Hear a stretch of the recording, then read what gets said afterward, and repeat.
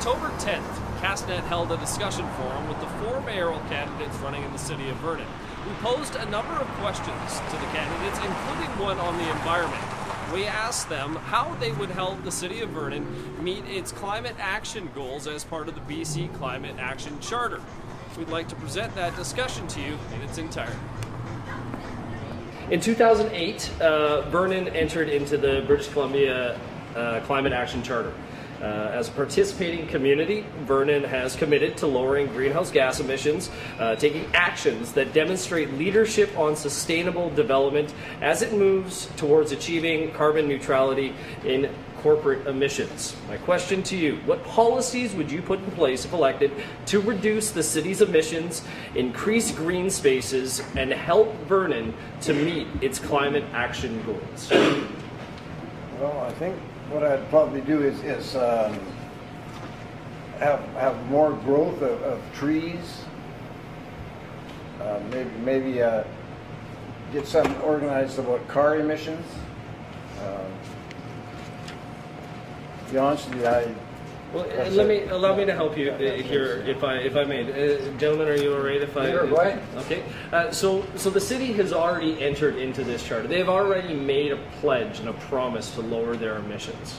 Okay. So if you're elected mayor, do you have any ideas on how you can help the city of Vernon meet its goals? Would you create more green spaces, or would you promote carpooling? Do you have ideas like that that could help promote or help the city achieve its goals in the Climate Action Charter? You said them all. Very well, very well. Thank you very much, Mr. Gorley. Mr. Olson, would you care for me to ask a question again? No, I'm good. Okay. So I think that it's a great thing that our city has participated in this, and you see that they, were recently awarded the symbol that now we can use as a city to show that we are, incorporating green climate action initiatives into our community. So I think when we're looking at, environmental sustainability and how as a city we do that, I think as a mayor and as council, it's about building those policies, and I'm not going to sit here and say I'm going to make policies, because I don't. It is policies as a whole that we make together as council to move forward and direct city staff to then put those policies in place. So I think for us, we need to continue. The Master Transportation Plan has an emphasis on cycling and walking and carpooling and turning away from that single occupant used vehicles, which I think is a great plan that we need to continue and emphasize into our decisions and policies. And I think that doing that, it creates a change. We see it happening, and every day more and more, the environment or climate action is becoming more of a conversation when you're speaking to people. And I think so it's important we continue with the work that council has with the Master Transportation Plan. I think we should focus on parks and rec. Those are always a good thing.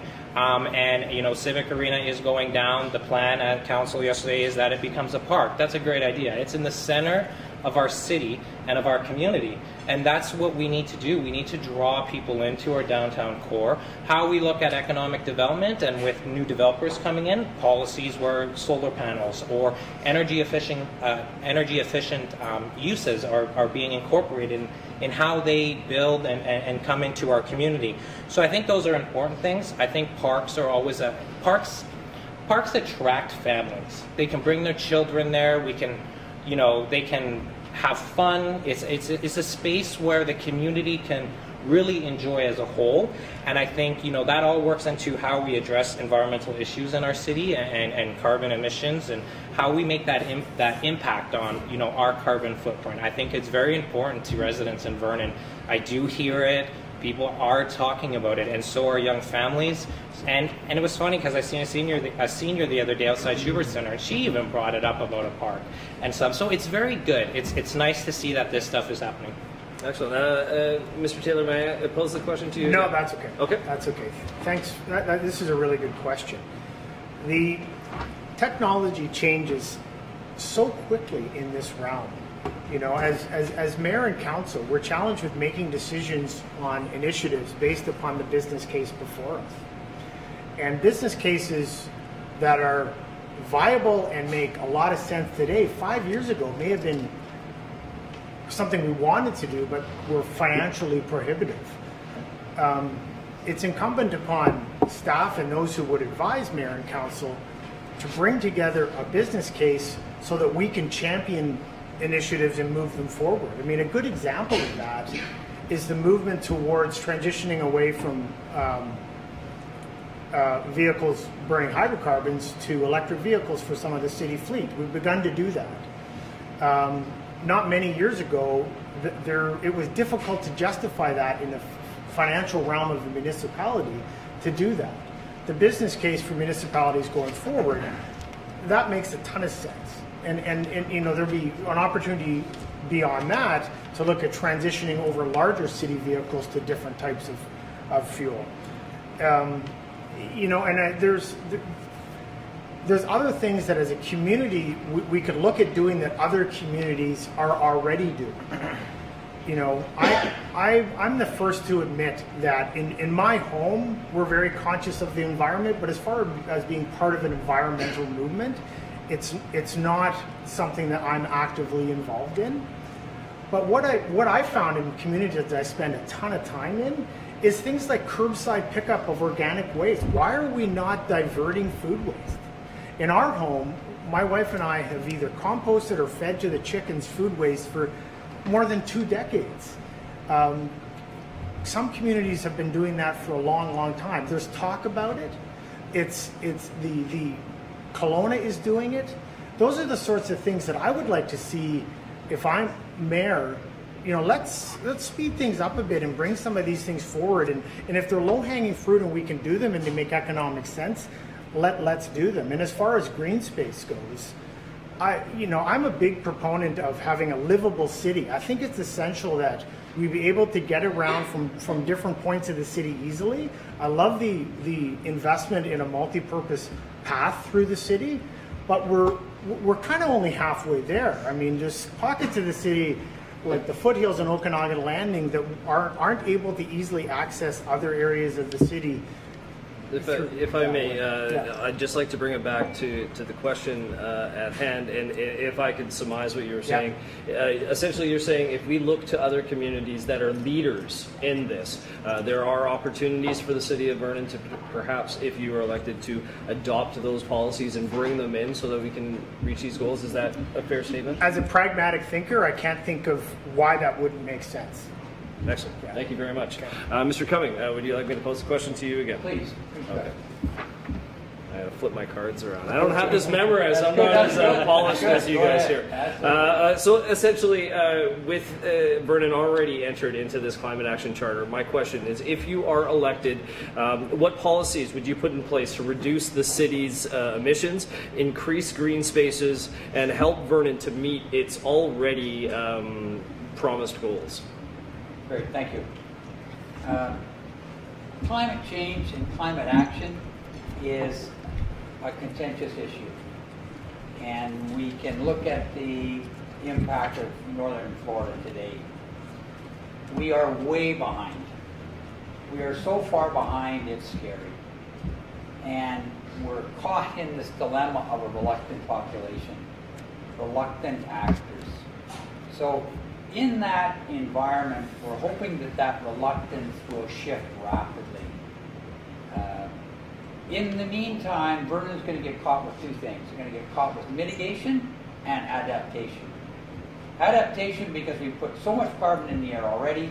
There's a whole bunch of changes that are going to take 20 or 30 years to make any kind of turn in the road. So we're going to have some major issues here with runoff.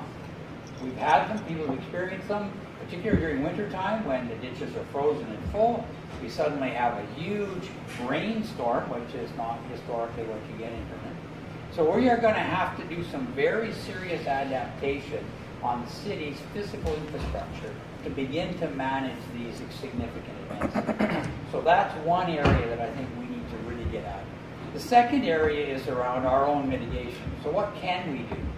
And I think the city as a plant, it does $80 million a year worth of activity. Yes, there's very specific things we need to get at. You know, electric vehicles. Increase green. What we're doing. Increase green. What we're